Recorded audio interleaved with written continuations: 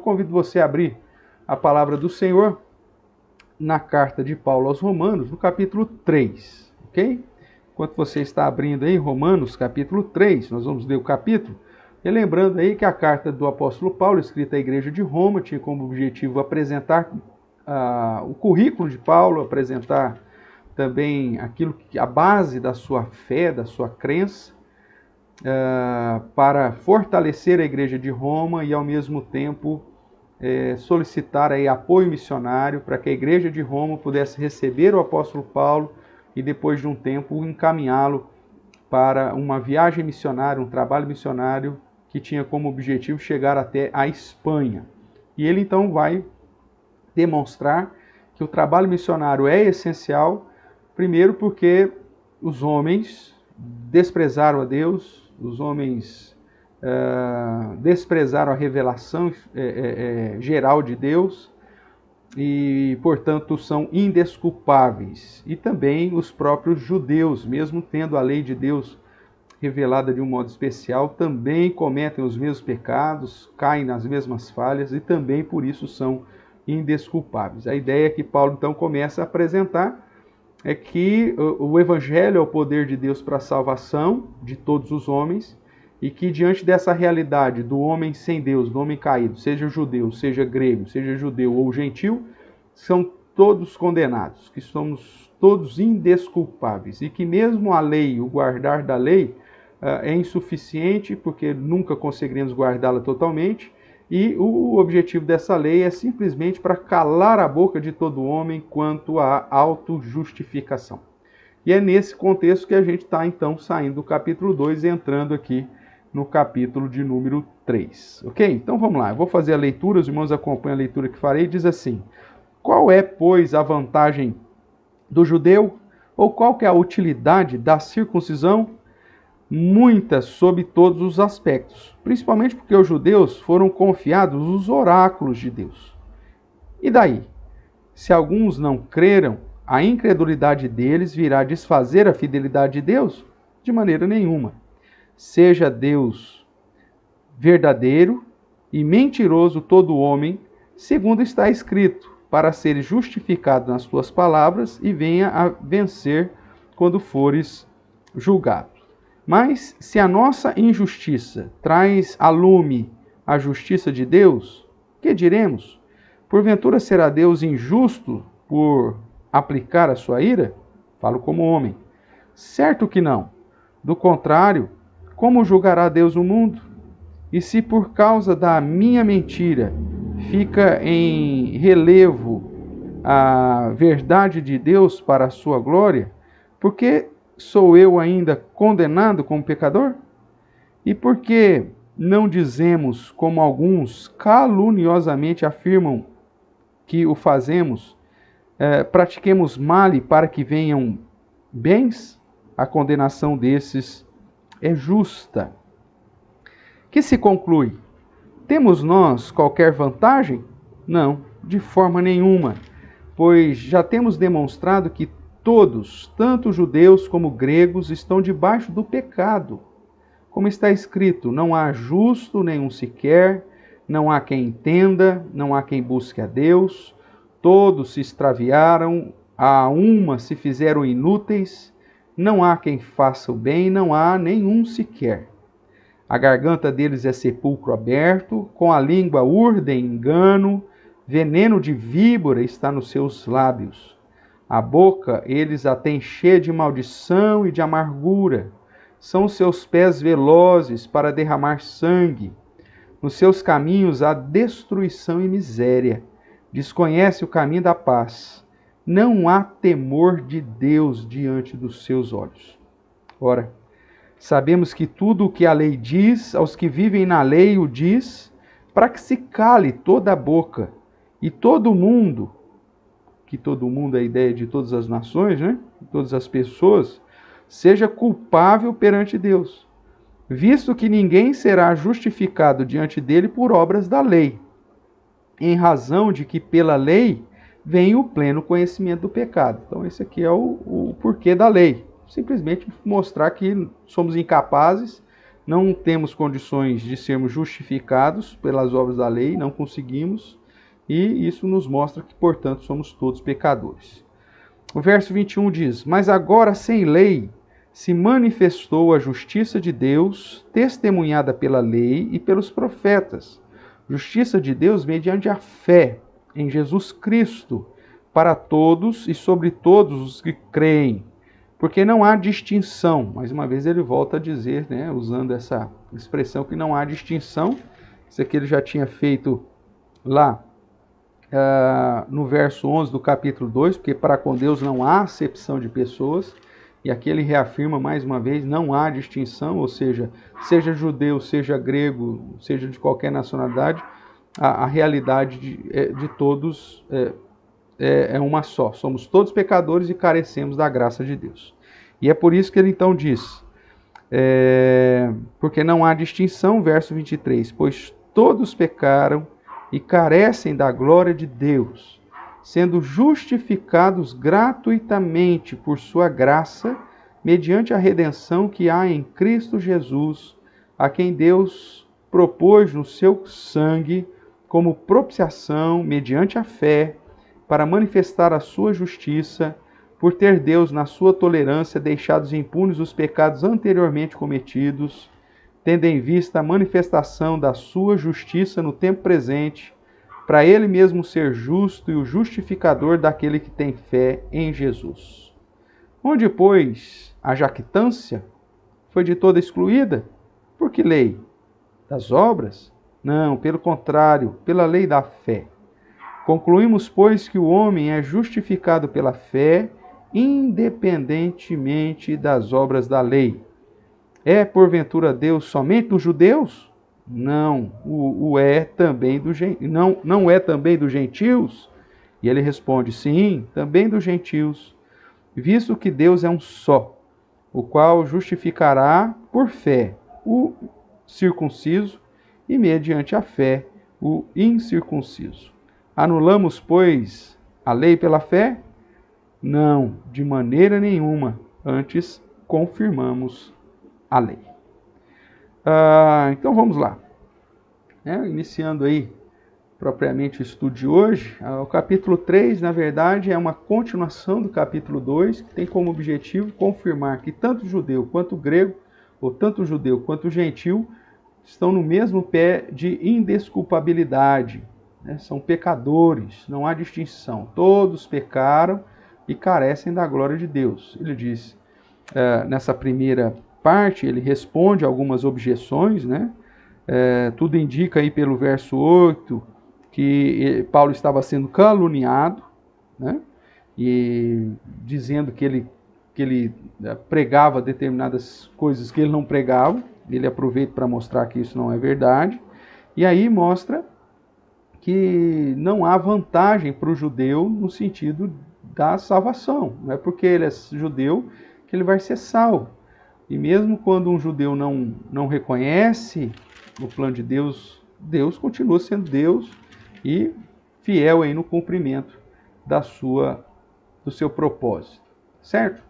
Então, irmãos, entrando aí, né, fazendo uma recapitulação, enquanto aí nós cumprimentamos a nossa irmã Vani, também o Gesiel, a Vera, vamos relembrar aqui um pouquinho sobre a epístola. Primeiro ponto aí, Paulo escreve à igreja de Roma com o objetivo de firmar uma parceria missionária, e nesse intento ele se apresenta e aproveita para responder algumas objeções relacionadas ao seu ministério e pessoa, além de apresentar a sua estratégia missionária, que era pregar o evangelho, né, que é o poder de Deus para a salvação, é assim que ele afirma, e assim que de fato é, firmada na realidade teológica que ele também apresenta, ou seja, todos são pecadores, só existe uma solução para esse homem caído, que está em Jesus Cristo, e essa justificação é aplicada no coração dos homens mediante a fé.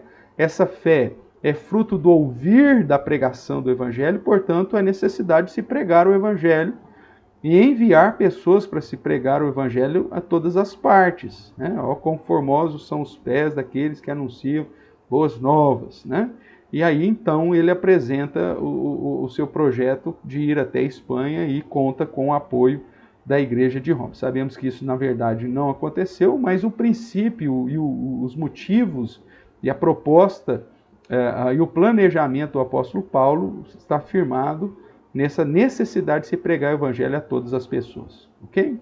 Segunda coisa da recapitulação é que o apóstolo Paulo apoia a estratégia de pregar o evangelho de Jesus Cristo como a única solução para os homens que são indesculpáveis diante de Deus. Nós falamos isso semana passada. Só existe um jeito, irmãos, de nós mudarmos a cosmovisão das pessoas, né?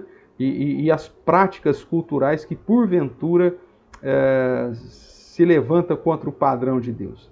É apresentando o evangelho do Senhor Jesus.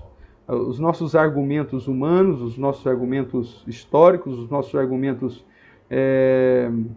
culturais não farão diferença. A única coisa que transforma o coração do homem caído é o evangelho, aplicado mediante a ação e o poder do Espírito Santo, convencendo o pecador do seu estado, né, do seu pecado, do seu juízo, da sua condenação e da salvação através da obra de Cristo Jesus. Então, a estratégia aqui do apóstolo Paulo é que a única solução para esse homem que hoje se encontra indesculpável diante de Deus é através da evangelização, da pregação do evangelho. O terceiro ponto aí, dentro da nossa recapitulação, é que Paulo trata da condenação de todos. Ele mostra que os judeus e os gentios aqui, todas as outras nações, estão no mesmo pé de igualdade. Todos estão condenados, não há nenhum justo sequer. Não há quem entenda, não há quem busque a Deus. Seja o gentio que recebeu a lei de Deus gravada no coração, ou seja, o judeu que recebeu a revelação especial de Deus com a lei, né, dada por Moisés, ambos estão no mesmo pé de igualdade, condenados diante do Senhor. Então, na verdade, os primeiros 20 versos do capítulo 3 ainda tratam da ideia apresentada no capítulo 2. Você que está nos acompanhando, você viu que do meio para o final do capítulo 1, Paulo fala da situação dos gentios, enquanto no capítulo 2 ele começa a tratar também da condenação do judeu. Então, o capítulo 3 é uma continuação. Sabemos que essa divisão de capítulos e versículos, né, não foi colocada pelo apóstolo Paulo, mas, na verdade, isso aqui ainda faz parte da mesma ideia, né, da mesma porção, da mesma sequência lógica do apóstolo Paulo, mostrando, então, que os judeus são tão condenados como qualquer gentio, né? Mesmo recebendo a lei, eles são pecadores, eles falham, eles cometem os erros da mesma forma que todos os outros homens.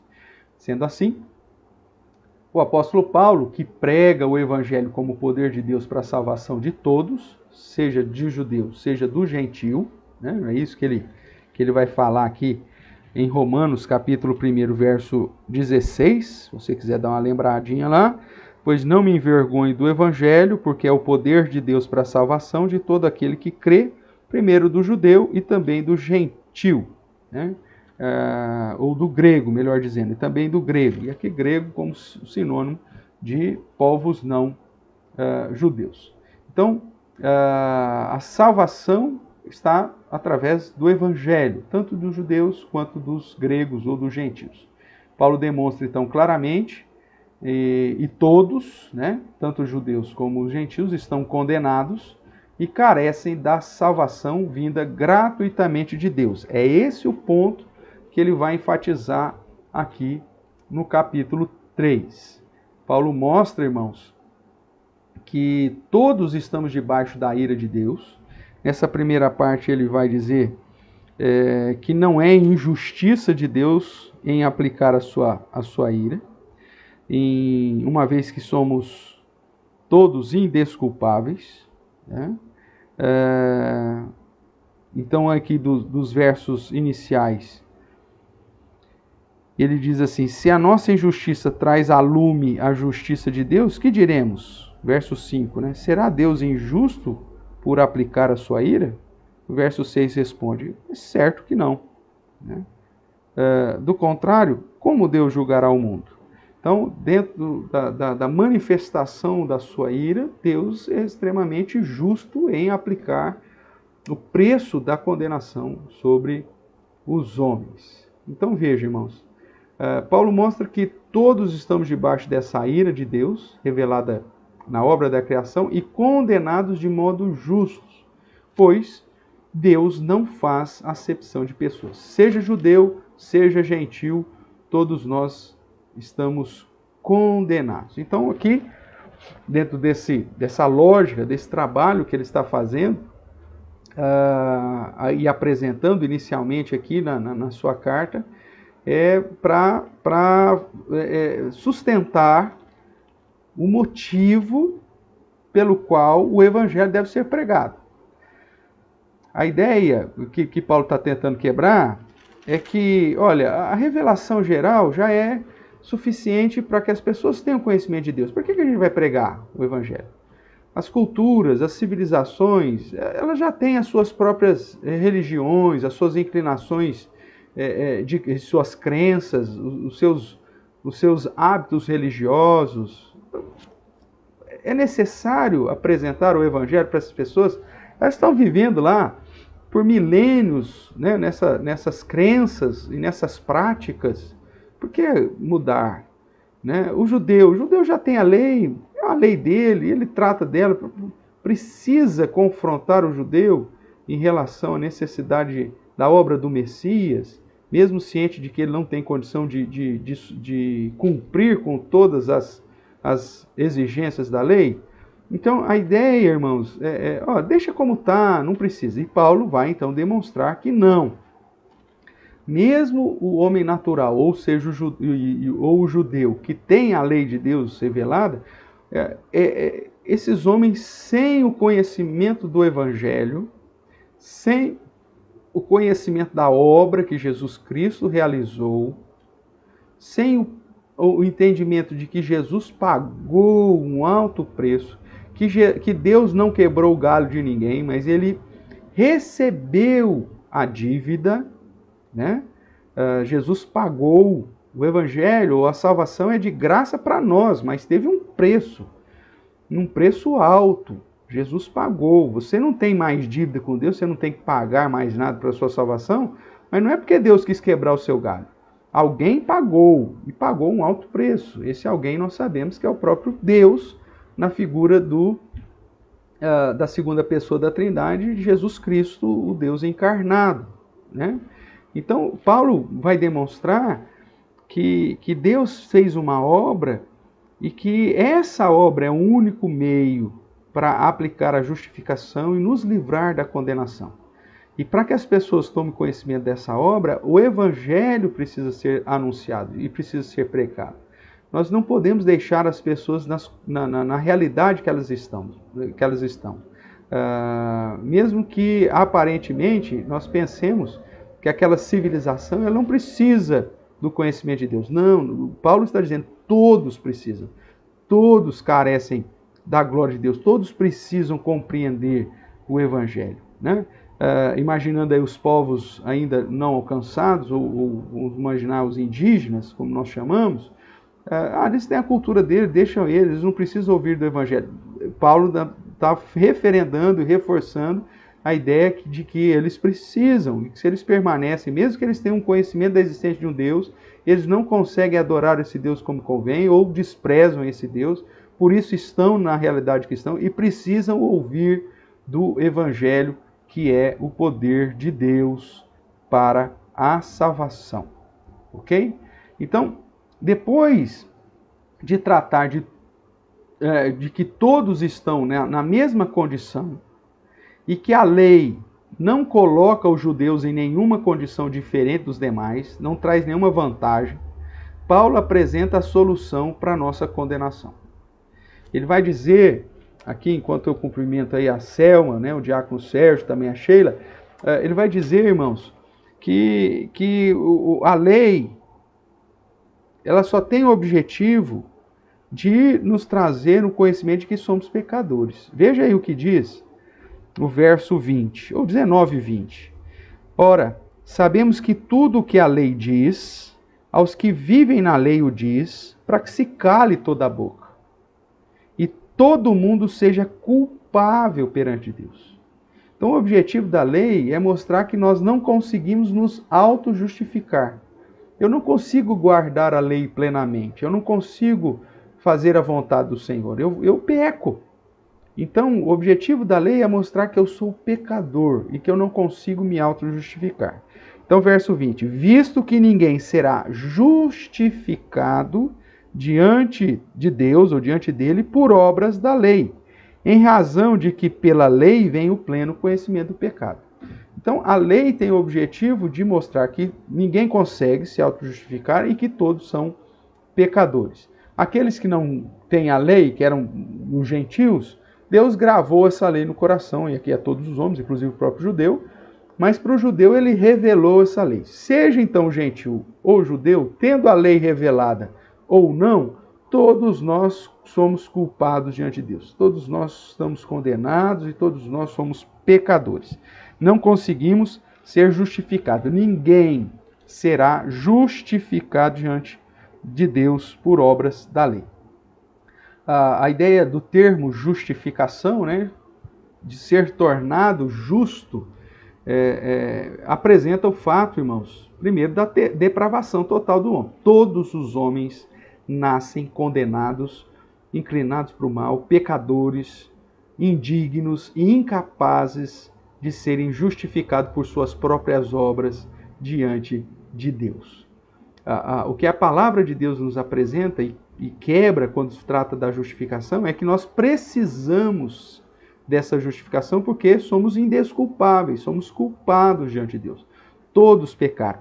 Ele vai citar aí o Antigo Testamento, né, do verso 10 em diante, dizendo: ó, não há justo, nenhum sequer, não há quem entenda, não há quem busque a Deus, todos se extraviaram, a uma se fizeram inúteis, não há quem faça o bem, não há nenhum sequer.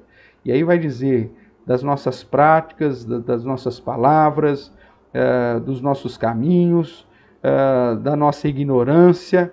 E aí no final diz: não há temor de Deus diante dos seus olhos.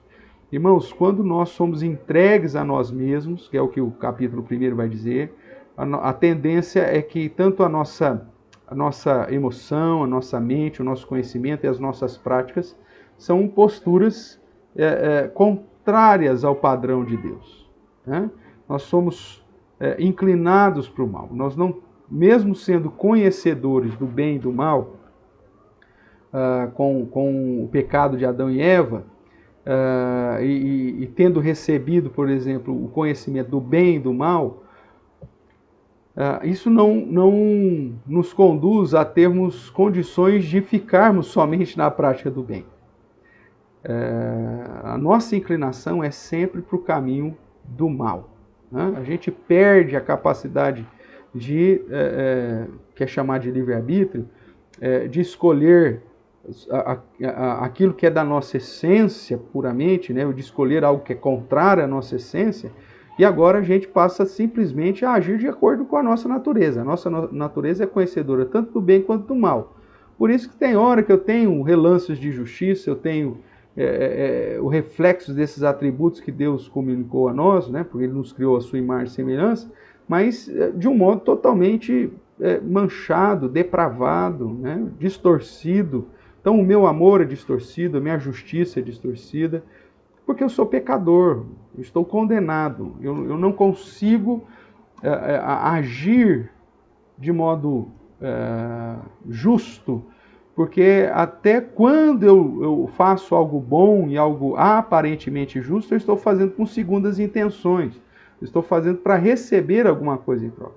E isso já desqualifica a minha prática do bem, ok? Então, Paulo apresenta aqui que todos somos culpados e condenados diante de Deus e que a única solução é a justificação. Só que essa justificação não está em nós mesmos. Verso 20: ninguém será justificado diante dele por obras da lei. Então, aonde que está essa fonte, portanto, da nossa justificação, né? Então, só reforçando aí no nosso slide, porém, não é possível pensar numa justificação mediante o guardar da lei, pois esta não tem o objetivo. A lei não tem o objetivo de nos justificar. O objetivo da lei, segundo o final do verso 20, é trazer o pleno conhecimento do nosso pecado, é trazer o pleno conhecimento da nossa realidade, de condenados, de miseráveis homens que somos, que não consegue compreender, não consegue buscar a Deus como deveria. Essa é a realidade. Então, sem a ação de Deus em nossa vida, nós estamos perdidos, irmãos. Nós não buscaremos ao Senhor, nós não desejaremos conhecer a Deus, nós não desejaremos conhecer Sua palavra, nós não desejaremos conhecer a Sua vontade, nós não nos arrependeremos, nós não creremos, nós não temos condições nem de crer para a salvação. Então, Paulo apresenta essa realidade e no sentido de que não há distinção. Essa é a realidade tanto do judeu quanto do gentio. O pecado que todos cometem e cuja consciência já acusa ou defende, né?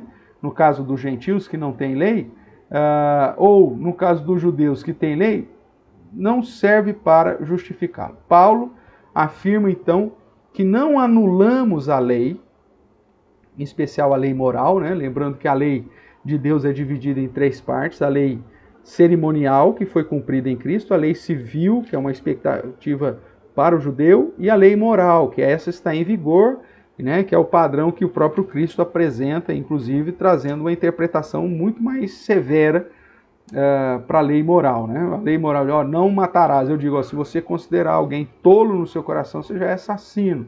Não adulterarás. Porém, vos digo, se olhar com intenção impura, já adulterou.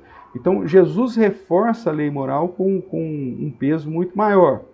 Mas para demonstrar justamente isso, que não existe ninguém que alcance a justificação por suas próprias obras, ok?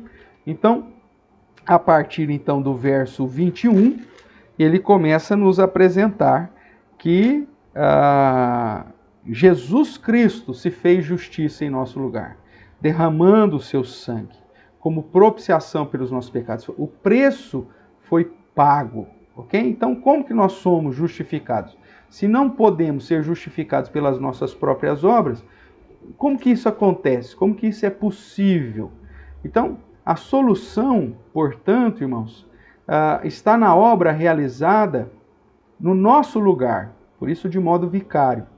Está na obra realizada de modo definitiva pela pessoa do Senhor Jesus Cristo, o próprio Deus encarnado. É assim que Paulo vai então apresentar para nós aqui no capítulo 3, de modo mais específico, a partir do verso 21. Então, vamos separando isso aqui em alguns pontos para entender aí como que nós somos justificados. Primeiro, essa justificação de Jesus Cristo, ela não é só para judeus, né? Ela não faz distinção. Então vamos dar uma olhada aqui, capítulo 3, verso 22. A justiça de Deus, mediante a fé em Jesus Cristo, para todos e sobre todos os que creem, porque não há distinção. Então esses que creem, seja dos judeus, seja dos gentios. E lá no verso 29 ele diz: é porventura Deus somente dos judeus? Não o é também dos gentios? Sim, também dos gentios, visto que Deus é um só, o qual justificará por fé tanto o circunciso, aquele que está em aliança com ele, do povo judeu, e mediante a mesma fé o incircunciso, aquele que não recebeu a circuncisão como sinal da aliança dentro do judaísmo. Então, anulamos, pois, a lei da fé, ele vai dizer, né? Não, de maneira nenhuma, antes confirmamos a lei. Por que confirmamos a lei? Porque a obra de Cristo, realizada sobre aqueles que creem, né? Não são todos, mas aqueles que creem, não faz distinção, não é só para judeu, ou não é só para uma determinada para um determinado grupo específico étnico. Então, como que nós somos justificados? Né? Nós somos justificados pela obra que Jesus realizou em favor tanto de judeus quanto de gentios. Nós já trabalhamos isso em outros momentos e sabemos que essa obra não é realizada em favor de todas as pessoas do mundo. Se Jesus tivesse pago o preço em favor de todas as pessoas do mundo, Deus não poderia manter ninguém condenado. Se a dívida de todo mundo foi pago, então não tem como eu cobrar essa dívida. A palavra do Senhor vai nos apresentar que Jesus pagou e pagou pelos seus, por aqueles que creem. Depois nós já vamos trabalhar, Paulo vai tratar disso também, quem são esses que creem.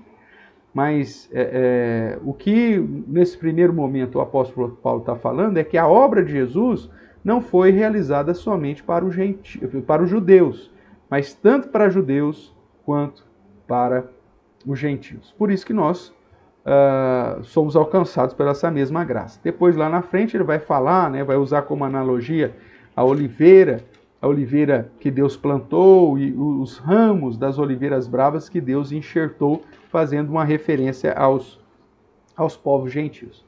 Então vamos lá, irmãos.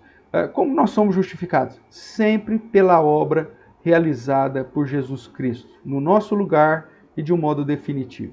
É uma obra vicária, tanto em favor do judeu, que crê em Jesus como Salvador, como Messias, quanto também dos gentios que são alcançados mediante a pregação do Evangelho. Outra característica dessa obra de Jesus que nos justifica é que ela é gratuita. Nós não pagamos nada por ela. Porque se nós tivéssemos que fazer alguma coisa para receber o benefício da obra de Jesus, então ela não seria pela graça, seria pelo mérito. Eu teria que realizar alguma coisa para recebê-la. Mas o texto nos ensina que a obra de Jesus ela é gratuita. Veja aí o verso 24. Sendo justificados gratuitamente por sua graça, mediante a redenção que há em Cristo Jesus. O verso 28 conclui: concluímos, pois, que o homem é justificado pela fé, independente das obras da lei. A fé no quê? A fé na obra, na redenção que há em Cristo Jesus. Isso de modo gratuito, ou seja, nós não pagamos absolutamente nada pela salvação. Nenhuma atitude nossa se torna meritória ou nos conduz a ter o mérito de recebermos a justificação e, consequentemente, a salvação. Nem mesmo a fé. Porque se a fé fosse um ato humano que lhe proporcionasse receber a graça da salvação, então essa salvação não foi gratuita. Ela foi mediante a uma fé que vem do próprio homem. Nós vimos e lemos aqui que o homem é justificado pela fé, mas essa fé, dentro do contexto geral do ensinamento bíblico, é uma fé que inclusive não é nossa. É dada pelo próprio Deus, a chamada fé salvadora. Porque se essa fé fosse nossa, nascesse do próprio homem, já seria então um instrumento para termos o direito da salvação. Então, se a salvação é nossa, ou melhor dizendo, se a fé é nossa, já seria um instrumento para alcançarmos a salvação. E aí a salvação deixaria de ser gratuita e deixaria de ser pela graça. Não sei se eu estou sendo claro aqui para os irmãos, mas a ideia, irmãos, é que nós somos justificados pela graça de Deus de modo gratuito. E quando a palavra de Deus afirma isso, ela está dizendo que absolutamente nada no homem o qualifica a ser salvo. Né? Se porventura a fé nascesse do próprio coração humano, ela seria então um instrumento pelo qual eu teria direito da salvação. Então, se ela se torna algo que me dá o direito de ser salvo, obviamente então que a salvação então deixa de ser gratuita e deixa de ser pela graça. E seria por obras, seria pela minha fé, pelo fato de eu crer. E porque eu criei, então eu tenho o direito da salvação. Mas dentro da lógica do apóstolo Paulo, a justificação é gratuita pela graça. Mesmo que seja aplicada mediante a fé, essa fé é um presente de Deus, é fruto da ação do próprio Deus em nós, nos conduzindo a crer na obra que Jesus Cristo realizou em nosso lugar de modo definitivo para nos justificar. Então, quando nós afirmamos que a obra da justificação, consequentemente a salvação, é gratuita, eu não posso ter absolutamente nada no ser humano que o conduza, que o coloque como merecedor dessa salvação, porque aí eu já quebro esse princípio. Tudo bem? Enquanto aí a Patrícia, a Heloísa aí dá o seu boa noite para nós, vamos continuar aqui. Outra característica aí da obra de Jesus Cristo, né, essa obra em nosso lugar, de modo definitivo, que nos justifica e, portanto, nos traz a salvação, é que essa obra está baseada na graça de Deus. E o que é graça? Favor imerecido, aquilo que eu não mereço, né, que eu não tenho direito. Então, o verso 24 ele diz, sendo justificados gratuitamente, mostrando que eu não pago nada por ela. E eu sou justificado sem pagar nada por ela porque eu recebo por meio da graça de Deus, ou seja, de um favor imerecido. Eu estava condenado, eu era mau, eu não buscava Deus, e não havia temor de Deus diante dos meus olhos. Se Deus não agisse no meu coração e me deixasse entregue à minha própria inclinação, eu seria pior do que como qualquer outro que não teme a Deus. E se hoje eu tenho esse conhecimento de Deus, é porque o próprio Deus me alcançou. E de um modo gratuito, porque eu não tinha absolutamente nada para oferecer, e por sua graça, porque eu não merecia essa ação de Deus em meu favor.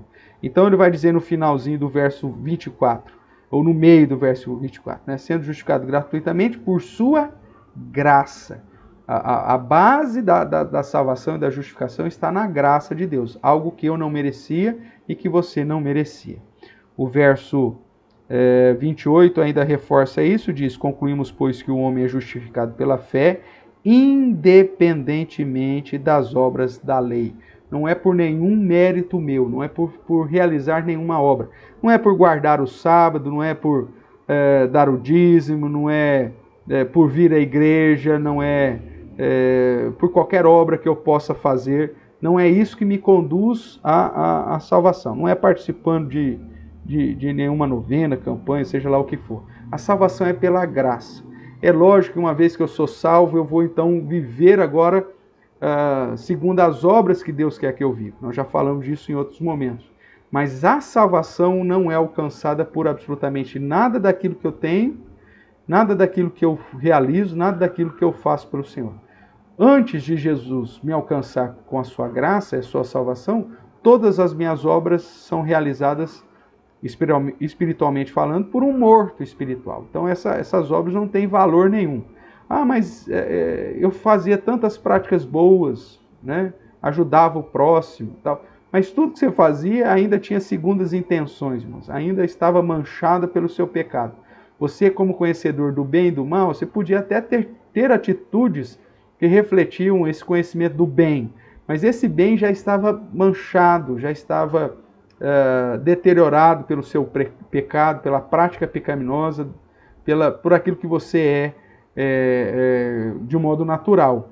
E não foi nada disso, nenhuma dessas obras que moveu o coração de Deus a nos salvar. A obra da salvação no nosso lugar, de modo definitivo, realizada por Jesus Cristo, está pautado num favor que eu não mereço.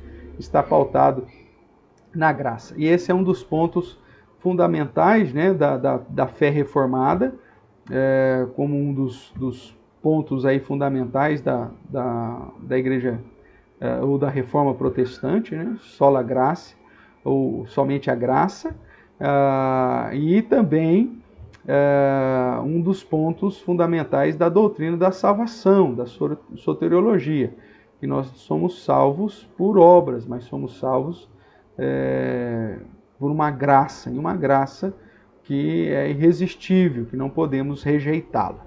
Tudo bem? Então vamos caminhar mais um pouquinho aqui, irmãos, no capítulo 3, que é um capítulo razoavelmente pequeno, né? Vendo aí mais algumas características da nossa justificação. A obra realizada por Jesus, derramando o seu sangue como modo propício ou favorável a nós diante de Deus. Ou seja, quando nós olhamos aqui para o verso 24 e 25, onde diz, sendo justificados gratuitamente por sua causa, mediante a redenção que há em Cristo Jesus, a quem Deus propôs no seu sangue como propiciação, como meio propício, mediante a fé, essa fé que eu já disse que não nasce em nós mesmos, mas é plantado pelo próprio Deus, para manifestar a sua justiça, por Deus ter, na sua tolerância, deixados impunes os pecados anteriormente cometidos, tendo em vista a manifestação da sua justiça no tempo presente, para ele ser justo e justificador de todo aquele que tem fé em Jesus. Onde, pois, está aí a jactância? Cadê a arrogância do homem? Cadê aí o homem pensando que com suas próprias obras ele pode se justificar? Foi toda excluída. Por que lei? Das obras? Não. Pela lei da fé, ou seja, pela fé na obra que Jesus Cristo realizou, que cumpre rigorosamente a lei e que, portanto, se torna o nosso redentor, o mediador e aplica sobre nós, pagando com o seu sangue o preço da nossa justificação. Veja, a salvação nos é dada de modo gratuito, como um favor imerecido, pela graça de Deus. Mas houve um preço. A salvação teve um alto preço, que foi o sacrifício realizado por Jesus Cristo.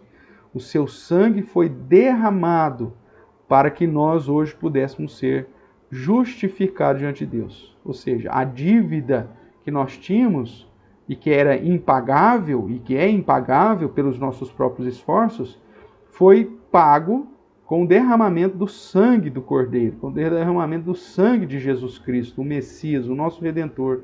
E isso, então, se tornou a obra que Jesus realizou é algo favorável, algo propício. Ele foi a propiciação, né? Nos tornou, foi um meio propício, favorável para nos trazer a salvação. Então, o modo da nossa justificação, irmãos, é sempre pela obra redentiva do Senhor Jesus Cristo, que derramou o seu sangue em nosso lugar. Paulo vai dizer que tanto para o judeu quanto para o gentio, tanto para todos os povos, não existe outro caminho para a salvação.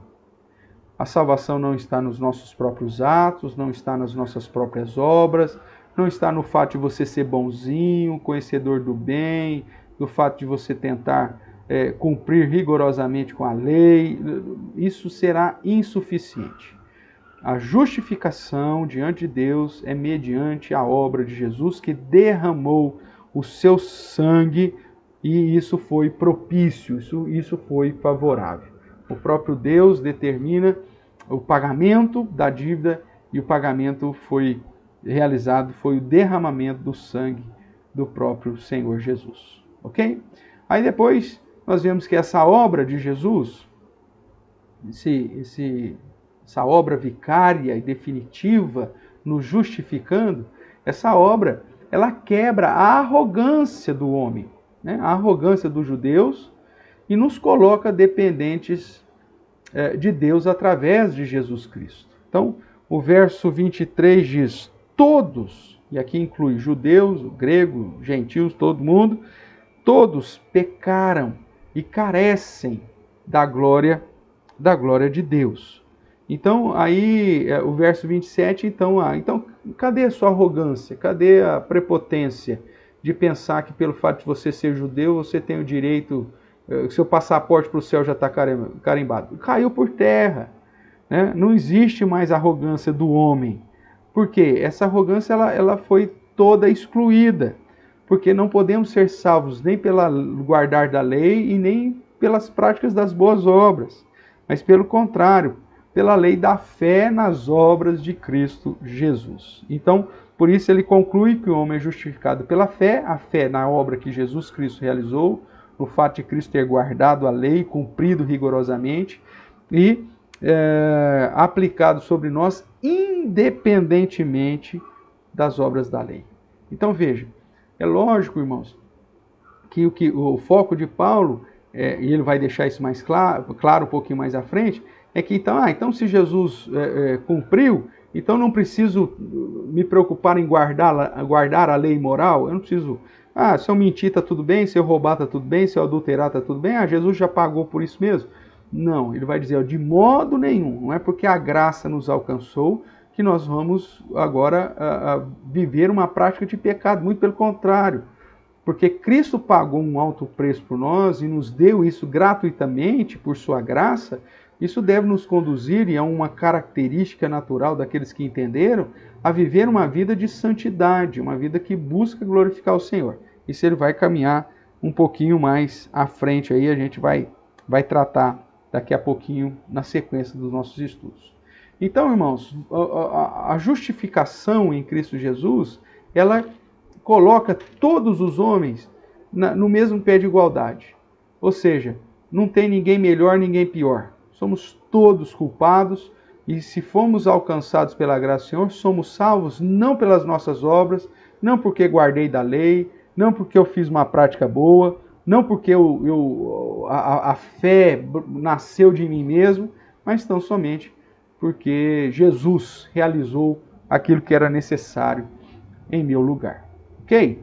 Vamos caminhar então mais um pouquinho aqui, ainda falando da obra da justificação de Cristo. Vemos que essa obra manifesta a bondade de Deus, o amor de Deus para aqueles que têm fé em Jesus Cristo.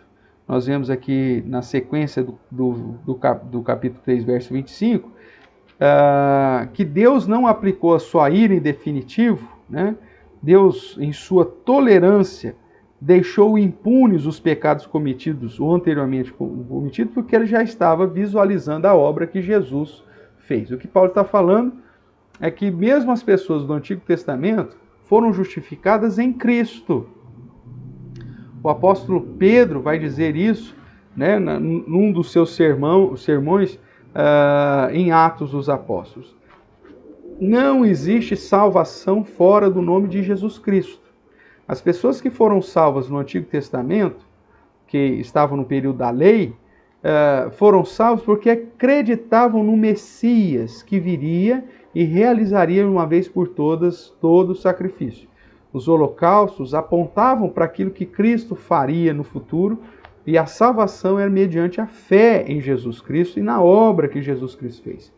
Então, essa obra de Jesus Cristo ela é aplicada de um modo retroativo àqueles que viveram antes da vinda de Jesus, mas que criam na chegada e na obra que o Messias faria, né?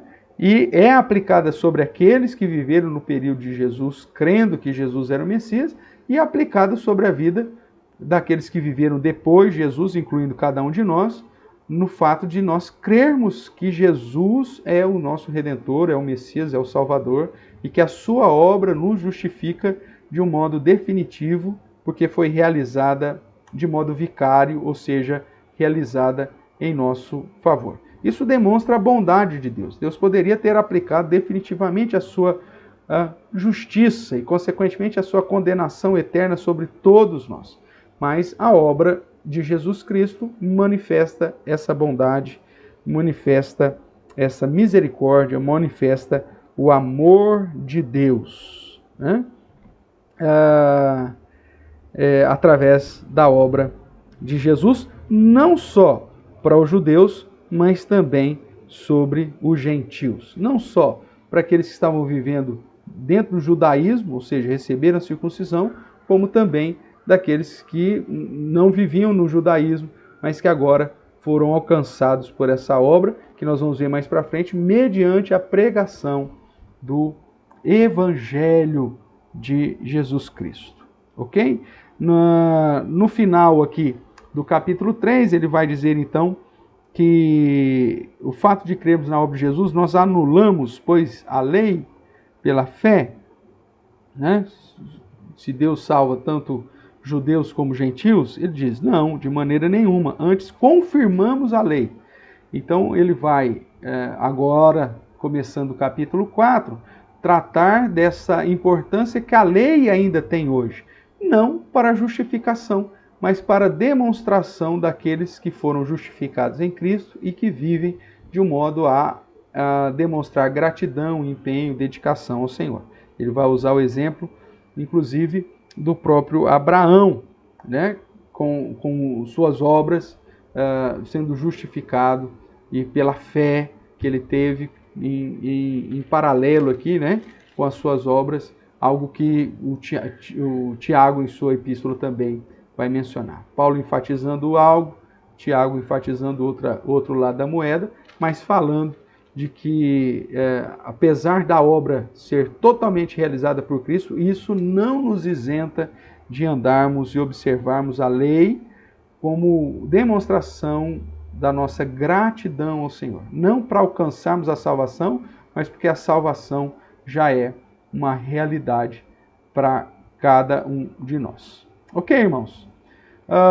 Dentro do capítulo 3, então, essa é o principal foco, mostrar que somos justificados de modo gratuito pela graça, através de uma fé que o próprio Deus nos dá, que não pode nascer em nós mesmos, porque então desqualificaria a salvação pela graça, e que, consequentemente, então, nos coloca em total dependência da obra de Jesus Cristo em nosso favor.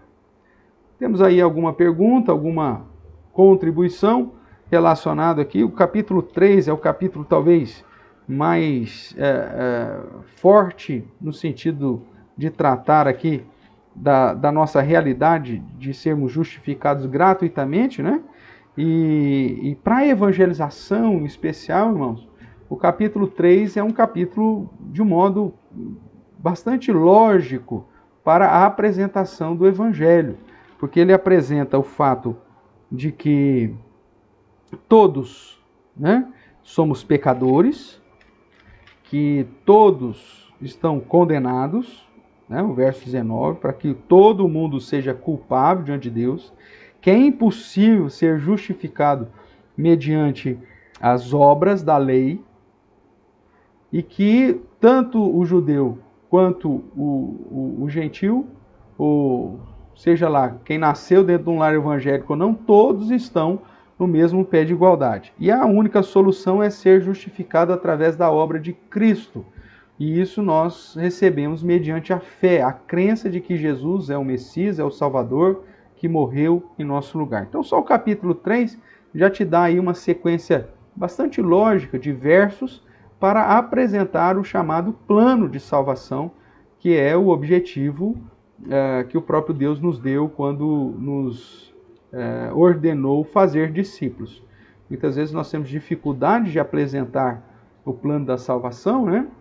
De falar de Jesus para as pessoas, e a carta aos Romanos é fantástica, porque ela nos dá todos os elementos necessários, mas de um modo bastante específico, o capítulo 3 já nos auxilia e muito, pois apresenta a realidade do pecado, nos apresenta a realidade da depravação total do homem, que o homem é incapaz de alcançar a própria salvação, de que as nossas obras são insuficientes, portanto somos culpados diante de Deus, e que o único meio para a salvação é através da obra de Jesus Cristo, que derramou o seu sangue.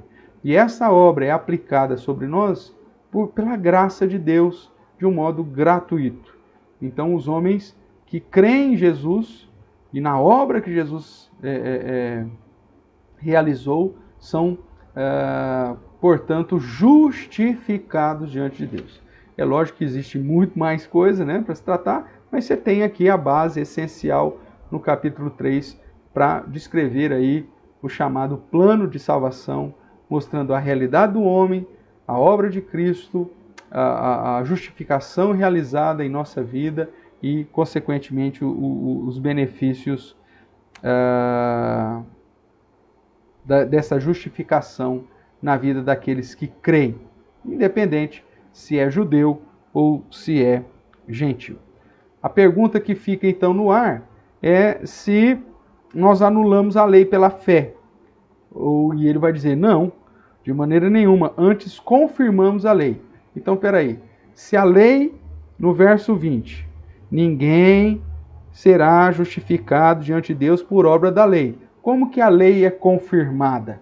E aí, então, ele vai abrir o capítulo 4 para explicar isso, e é o objeto do nosso próximo estudo. Tá certo? Hoje, capítulo 3, um capítulo aí um pouco mais curto, então nós temos ainda um pouquinho de tempo. Se você tiver alguma pergunta, alguma colocação, o momento é agora, tá bom? Então deixa eu dar uma olhadinha aqui, como que tá aqui no nosso chat.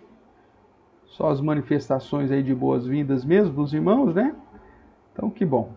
Tá certo então, irmãos. Espero que se porventura você ainda tivesse no seu coração a crença de que você é alvo do direito da salvação, né? Ah, mas eu sou uma pessoa boa, eu pratico boas obras, eu tento ser o melhor possível. Nós vimos aqui que o capítulo 3 de Romanos diz, olha, isso não é suficiente.